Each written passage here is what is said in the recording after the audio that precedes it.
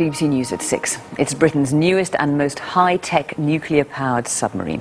But today, HMS Astute has been the cause of some embarrassment for the Royal Navy, running aground off the Scottish coast. The submarine is so new, it's not even entered service and was undergoing sea trials when it got stuck close to the Isle of Skye. The crew is waiting for high tide this evening to free the vessel. Our defence correspondent, Jonathan Beale, has more. It is the Royal Navy's latest stealth submarine. But today, HMS Astute was stranded near the Isle of Skye for everyone to see. This £1 billion submarine is supposed to circumnavigate the globe undetected. But when she surfaced this morning, she apparently failed to spot the dangers of a sandbank nearby. A startling sight for the locals.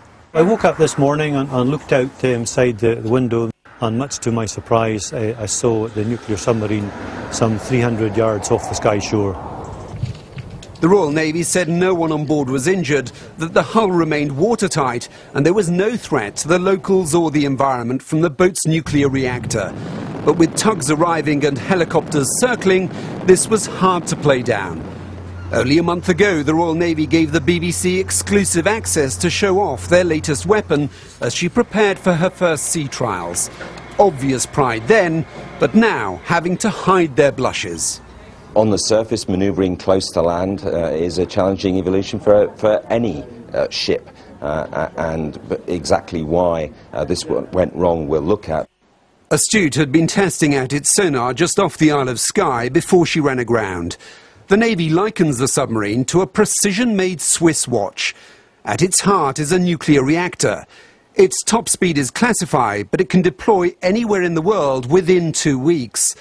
On board, it carries an arsenal of spearfish torpedoes and up to 38 cruise missiles. The advanced sonar system can cover an area of 3,000 nautical miles.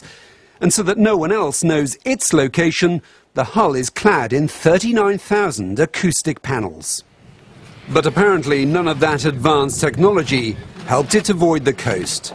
The sources that I've spoken to have indicated quite clearly that there was no issue with the submarine systems. Now, if that's the case, then it looks like it's a navigational error, and what will happen is there'll be a ship's investigation and potentially a board of inquiry.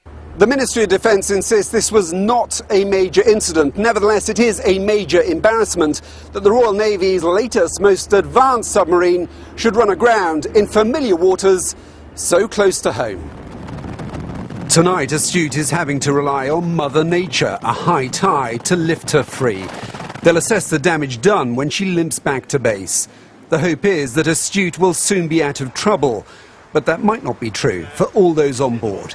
Jonathan Beale, BBC News. Well, in the last few minutes, HMS Astute has begun to move free as the tide has continued to rise. Let's get the latest from our Scotland correspondent, Glenn Campbell, who joins us from the Isle of Skye.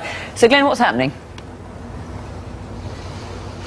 Well, refloating a £1 billion boat is necessarily a delicate operation. It appears to be well underway, and it appears to be going well. You'll see the white tug. It has a rope attached to this nuclear submarine and has been slowly pulling it off the sandbank where it grounded early this morning. It hasn't moved until the last few minutes, but now it appears to be being pulled out into deeper water, out into the safe channel in this part of Scotland. There, divers will inspect the boat for any damage before it is slowly towed back to its home port on the River Clyde, a journey that may take several days. But right now it looks like the pride of the Navy, pranged here on the rugged coast of the Isle of Skye, is beginning to make its journey back to that base.